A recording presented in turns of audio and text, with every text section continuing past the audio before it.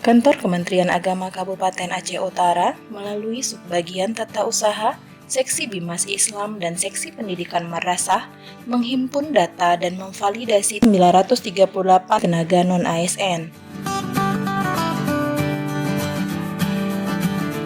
Hal ini guna menindaklanjuti Surat Sekretariat Jenderal Kemenak RI nomor P46-BDU-KP00-B8-08-2022 tanggal 29 Agustus tahun 2022 perihal pendataan tenaga non-ASN.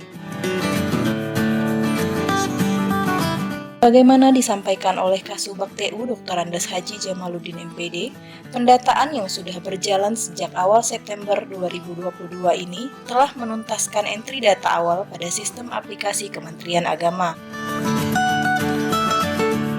Saat ini progres pendataan pada tahap pengunggahan SPTJM atau Surat Pernyataan Tanggung Jawab Mutlak bermaterai. Alhamdulillah, kami sudah menyelesaikan entry data awal yang terdiri dari fotokopi SK pengangkatan tenaga non-ASN dengan mekanisme pembayaran bersumber APBN, fotokopi dokumen bukti pembayaran honorarium bersumber APBN, fotokopi KTP dan KK, dan ijazah terakhir beserta transkrip nilai.